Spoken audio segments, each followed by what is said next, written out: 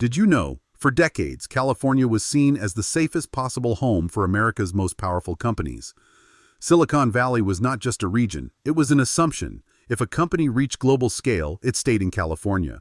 The talent pipeline, the venture capital, the infrastructure, and the cultural prestige made leaving seem unnecessary, even unthinkable. But that assumption has been steadily eroding. What's happening now is not defined by dramatic press conferences or public standoffs.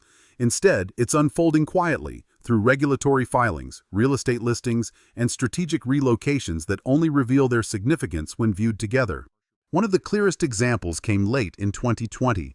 On Friday, December 11th, as Wall Street closed for the weekend and public attention shifted away from financial news, Oracle submitted a routine filing to the Securities and Exchange Commission. There was no press release, no investor call, no statement from leadership. Buried inside the filing was a single sentence.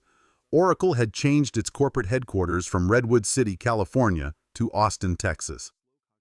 After 43 years in Silicon Valley, a company valued at roughly $200 billion had officially left the state, and almost no one noticed at first. The timing was deliberate. Late Friday disclosures are a well-known tactic in corporate governance. Markets are closed, news cycles slow down, questions can be delayed. For a decision of this magnitude, silence was not an oversight, it was strategy.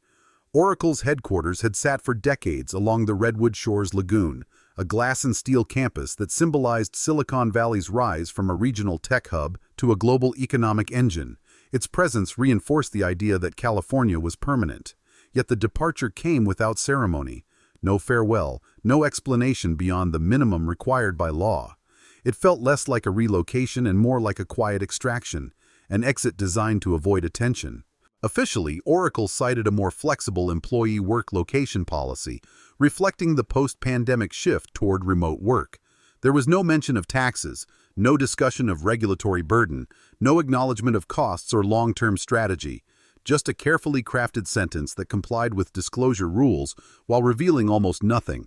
The silence immediately raised questions. As analysts and employees tried to understand what had just happened, another detail emerged that complicated the picture even further. Larry Ellison, Oracle's co-founder, largest shareholder and public face, did not move to Texas. Instead, Ellison relocated to Lanai, a remote Hawaiian island where he owns roughly 98% of the land. While Oracle's official address shifted to Austin, its founder was running the company from a private island thousands of miles away. The separation between corporate paperwork and executive reality was striking. It underscored a new corporate reality. Headquarters were no longer anchors, they were tools. Oracle's move was not isolated. In the years surrounding it, Toyota had relocated its headquarters to Texas. Elon Musk moved Tesla's headquarters. Each decision had its own explanation, but together they pointed to a broader trend. California was no longer the default. Then, in April 2024, Oracle's headquarters story took another unexpected turn. Speaking casually at a healthcare summit, Larry Ellison revealed that Oracle was moving its official home base again, this time to Nashville, Tennessee. The announcement caught many observers off guard. Why move twice? And why Nashville? The answer wasn't weather or taxes, it was healthcare. Oracle had completed a $28 billion acquisition of Cerner, one of the largest health IT companies in the United States. That deal fundamentally reshaped Oracle's future. The company was no longer just an enterprise software provider.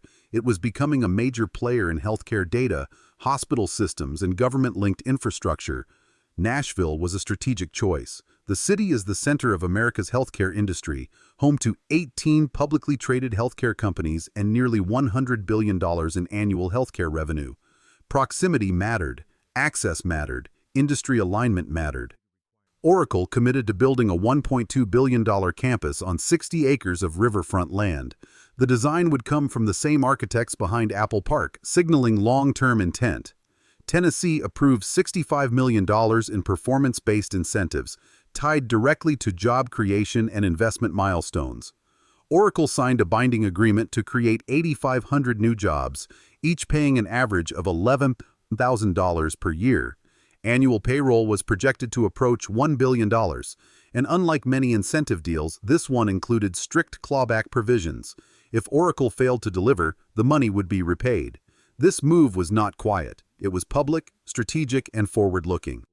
Oracle was not simply leaving California, it was repositioning itself at the center of a growing industry. But California still absorbed the consequences. As Oracle adjusted its headquarters footprint, it began shedding Bay Area real estate. Large blocks of San Francisco office space went up for sublease. More than 50 acres of its Santa Clara campus were listed for sale. Only the Redwood Shores campus remained untouched, a sign that Oracle wasn't cutting all ties, but was clearly scaling back its physical presence. The broader commercial real estate market felt the impact immediately. In 2019, San Francisco's office vacancy rate hovered around 4.7%. By 2024, it had surged to roughly 37%. Nearly 30 million square feet of office space sat empty. Property values collapsed. A 17-story building at 995 Market Street fell from $62 million in 2016 to just $6.5 million in 2023. Another downtown tower saw bids drop from $300 million to around $60 million. Even major hotels were hit, with the combined value of two Union Square properties falling by more than $1 billion. Yet the workforce data told a more complicated story. And yet, California's economic engine has not stalled. The state still hosts more Fortune 500 headquarters than any other.